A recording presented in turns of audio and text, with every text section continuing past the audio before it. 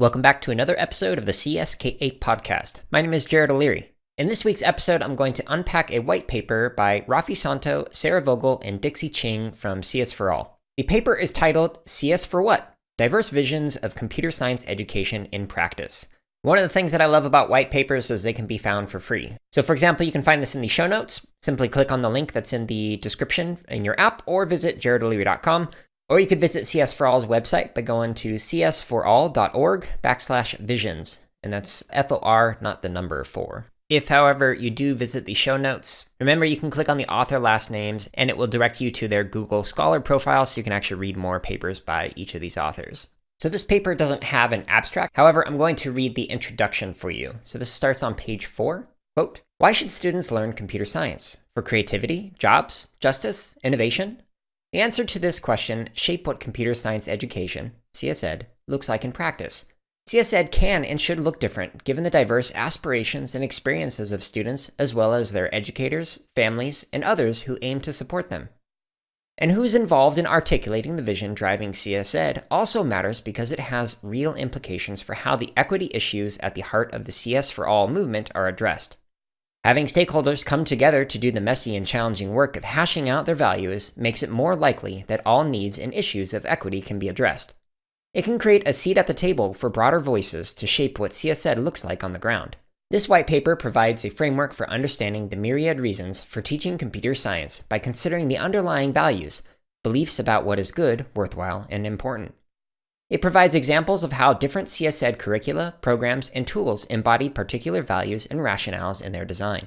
Finally, our recommendations invite those involved in computer science education at every level, from policymakers and administrators to curriculum designers and teachers, to come together with students, families, and their communities to deliberate about why they think CS education is important. Then use these answers to guide their choices around designing and making available CS learning opportunities. When diverse stakeholders come together, consider, debate, and decide what values they want to drive their work around CS education, they embody the democratic ideals at the heart of education." If I were to kind of provide a one-sentence summary of this white paper, I would say that this white paper provides a useful framework for considering the underlying values and impact of CS programs or resources.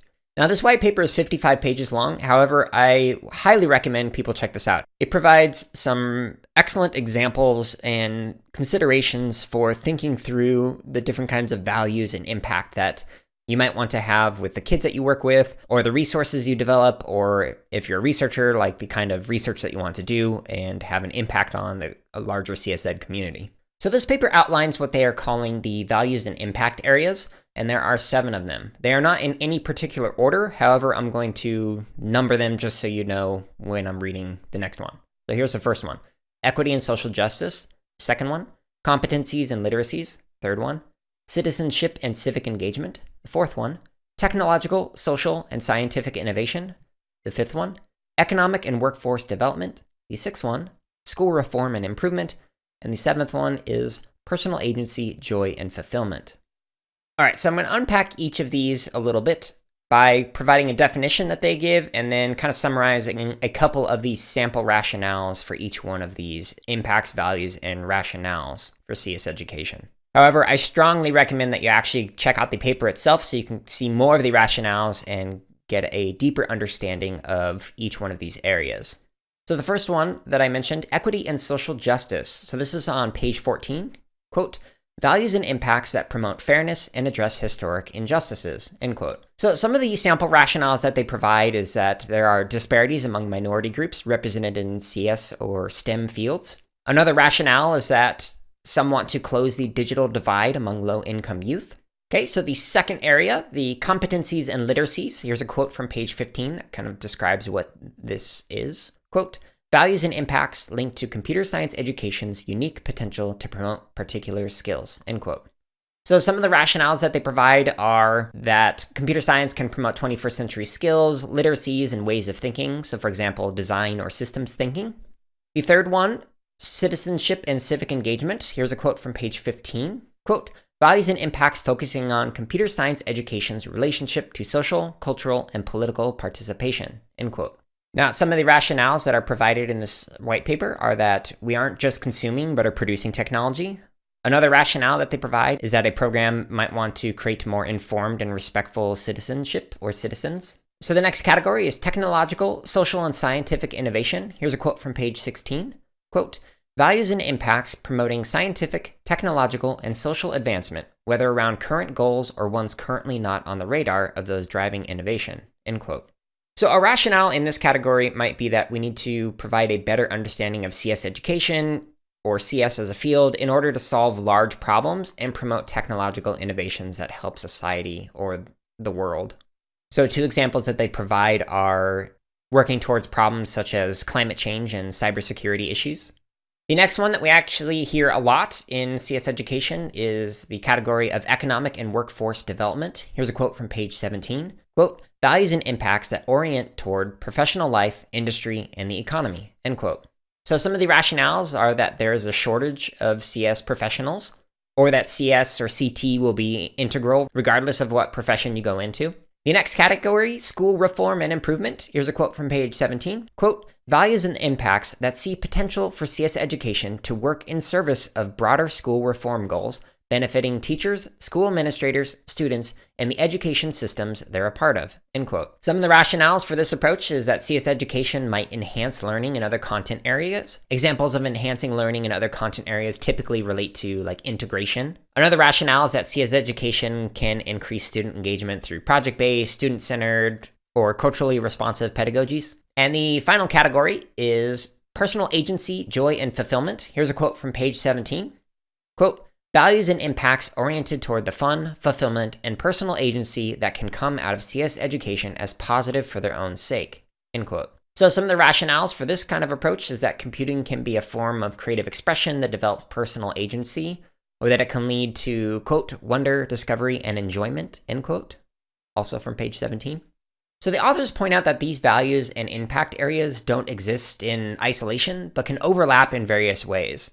For example, this framework can be used to assist with, quote, conversations among district leadership teams, organizations that design CSed curricula or professional development, out-of-school organizations, funders, or policymakers, anyone involved in CS education efforts that can do their work better when they have clarity about the visions they have for CS education, end quote. In other words, thinking through these kind of values and impacts and rationales for CS education is something that anyone involved in CS education should consider. In addition, these conversations should be ongoing. It's not just something that you front load at the beginning and then you never think about again, but you are just constantly reflecting on and reassessing your values and impacts in your CS Ed program in relation to the impacts that you want your kids to have on your community and the values that the communities hold. Here are a couple quotes that I want to read that kind of drive this home a little bit more. So this is a quote from page 20. Quote, arguments for computer science education and the values that undergird them have real implications for instruction, design, and implementation. Values, whether they are stated or implicit, well thought out or ad hoc, are baked into teacher professional development, curriculum, pedagogy, and learning technologies, end quote. And here's a quote from page 43. Quote, even if a given CS education program or curriculum centers on one particular purpose, we'd hope that across the ecosystem of learning opportunities, a young person experiences a plurality of purposes emerges. One's keyed to the many ways we think about education's role, from fostering creativity and agency, preparing youth for a changing professional landscape, opening up opportunity where it's been closed off, and supporting the emergence of critical thinkers and civic-minded community members, end quote. I really do appreciate these quotes. I'm a big fan of multi-perspectival education. In other words, kids approaching things from several different perspectives and having many different options for exploring a content area, rather than saying there's one way to explore a field or a practice or concept or whatever. So following this introduction of the different impacts, values, and rationales for CS education, there are cases from the field. So from pages 19 through 41, there are a lot of examples of what this actually looks like in practice. So for example, there are 3 examples of creative computing. Here's a quote from page 21 that kind of unpacks what that is. Quote, much like drawing, writing, or filmmaking, learning the language of code can be a powerful way for young people to express who they are, use their imaginations, and share their perspectives of their communities and the world, end quote. So people who engage in creative computing tend to have a combination of the following values and intended impacts. So they are personal agency, joy, and fulfillment, competencies and literacies, as well as equity and social justice. So for each one of these categories of cases from the field, they have different examples of platforms or approaches that really kind of highlight these different combinations of values and impacts. So for example, under the creative computing, they discuss how Scratch is one of the platforms that encourages creative computing. So the next category is broadening participation and labor empowerment. So there are 3 examples that they kind of provide in this section. Here's a quote that highlights this approach. Quote, "Broadening participation of underrepresented groups in CS has been motivated by both an equity imperative to provide access, as well as concerns that a lack of diversity leads to a tech sector only focused on certain problems. Others are more focused on careers in technology as a potential source of economic mobility, regardless of anything else." End quote. That's from page 25. So some examples of some rationales that are provided includes some different combinations of economic and workforce development, equity and social justice, as well as technological, social, and scientific innovation. The next category of cases that they discuss are 2 examples of computing across the disciplines. Here's a quote from page 29. Quote, "Since computing education incorporates skills and competencies around 21st century technologies, computational thinking, collaboration, and critical thinking, some programs use it to enhance student learning in the traditional academic disciplines such as math, science, and language arts. This subsection describes initiatives which support schools to integrate computer science concepts and practices into other subjects, grounded in the vision that CS is useful to broad audiences of students as a tool for inquiry in other fields." End quote. Some examples of the combinations of rationales that people within this category might use are equity and social justice, or school reform and improvement, or competencies and literacies. The next section is on computing for social action, and there are 4 examples in here. And this is an approach that, quote, "guides youth to use computing to address social issues, local, global, and otherwise," end quote. That's from page 32. And the examples in this particular section actually include all 7 of the values and impact areas, which again reiterates the idea that there are many ways that you can combine these different values for an intended impact. And the last section within this particular section of the white paper are 3 examples of ethical CS and learning social impacts of computing. So here's a quote from page 37.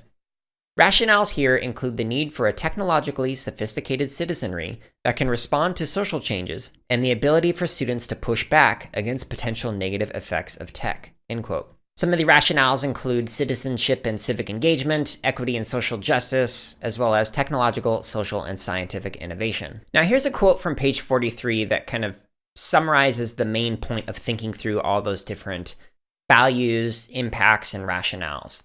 Quote, "Given that holding different visions has important implications for design and implementation of CSed efforts, we encourage CSed stakeholders at all levels to actively reflect on and collectively deliberate around what values drive their efforts and how designs can best index those values." End quote. So near the end, they provide multiple pages of recommendations, and they're broken down into different categories. One of them is policymakers, another is educators and instructional leaders, as well as content providers and tool designers, and then finally researchers. I'm going to summarize the recommendations for educators and instructional leaders. However, I recommend taking a look at all of them if you're interested in looking at those other areas. So the first recommendation they give is to learn about the interests from various stakeholders in the community that you work in. Next, they recommend aligning the resources and PD with your community's vision. Then they recommend resisting the temptation to purchase tools or subscribing to services that don't actually align with your vision. So for example, if you want to focus on tinkering, creating, and sharing, then perhaps you don't want to subscribe to a platform that doesn't allow for the creation of computer science expressions and instead limits kids to solving puzzles with one correct answer. Next, the authors recommend aligning both student and teacher outcomes with the vision. In other words, what the kids are going to do in the class as well as the PD that teachers are doing. We need to make sure that all of those align. And finally, they recommend ensuring that these values are reflected in what kids experience in the classroom. So it's one thing to have this on paper or on a school's mission or whatever, but it's another thing to actually see this implemented in a classroom setting. So it's very important to not just talk about what you want in terms of an impact and what you value, but actually seeing it happen in the classrooms that you work in. The authors conclude by encouraging everyone to kind of reflect on these different things and thinking through the different ways that the ways that you work with kids or the resources that you create or the services that you provide kind of align with different values or impacts, and whether or not those are actually what you intend to be your values and impacts. So normally towards the end of these Unpacking Scholarship episodes, I like to talk about some of my lingering questions. In this episode, I'm going to do it a little bit differently. So instead, I'm going to actually verbally think out loud the different ways that we may or may not align with different values or impact areas in the resources that I create for Boot Up. So the curriculum that I create is free, and we describe it as interest-driven. The goal is to get kids to create something that is interesting to them because it's focusing on primarily elementary kids, and just getting them really interested in the field and the things that you can do in particular with coding. So the curriculum that I create heavily focuses on the creative computing side of things. So for example, a goal in the free curriculum is to focus on interest-driven learning that really encourages personal agency, joy, and fulfillment in whatever project that kids are creating. So the goal is to not get kids to recreate what I demonstrate in the walkthrough videos and tutorials that I create, but instead to get kids to take those ideas and apply them in a new way. So the curriculum heavily focuses on personal agency, joy, and fulfillment. And one of my rationales for doing that is because I just want to get kids excited about creating something at the elementary stage. They can dive deep at the elementary level, but if I were to start talking to them about jobs and like all the money that they can create, a lot of elementary kids just are not interested in that because they're not having to think about bills quite yet. However, another overall goal that's kind of guiding the approach that I've done not only in the classroom, but also now with Boot Up is that we really like to focus on equity and social justice impact areas, as well as the different kind of competencies and literacies. So my goal is to not get every kid to be a CS professional, but is instead to get them to see the things that they can create that can have an impact on the world that they live in, whether it be for a social justice issue or just to engage in modding practices for leisure, like I've mentioned in several previous podcasts. So the three main categories that are very evident in the curriculum that I create are the personal agency, joy, and fulfillment category, equity and social justice, as well as competencies and literacies. However, the professional development that I direct for Boot Up focuses on more of the pedagogical approaches that center around project-based and rhizomatic learning philosophies that encourage facilitation practices over lecturing, which aligns with the school reform and improvement impact areas. In addition, in the PD that we do, we actually discuss potential ways to modify any of the free project resources that I create for the curriculum in order to assist with integration, which also falls under the school reform and improvement impact area. And although it's not a primary focus, in our PD, we also point towards resources that encourage citizenship and civic engagement, as we found that some districts are unsure where to look for that kind of content. So those are the main areas that I would say the curriculum that I create and the PD that I direct at Boot Up kind of align with the values and impacts as proposed in this framework. Now, there are some categories that we intentionally avoid or just don't discuss. So for example, I feel there is too much focus on economic and workforce development throughout most CS education discourse, and don't feel like these conversations are appropriate for elementary kids. And I mentioned that several times in previous episodes with different interviews and even some of the other Unpacking Scholarship episodes. So if you're interested in hearing more about that, check out some of the prior episodes.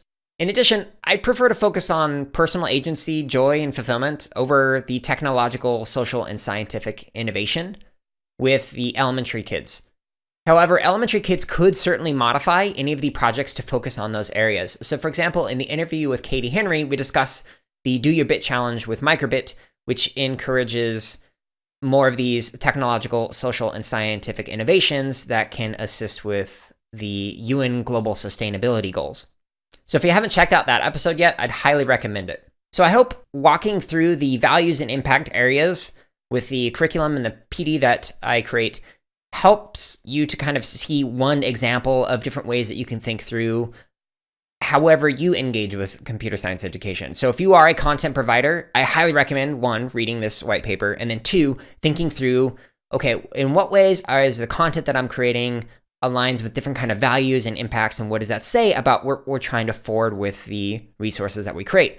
Or if you're in the classroom, think about, okay, what are kids engaging in, and what kind of values are that encouraging, and what kind of an impact is this going to have a decade from now?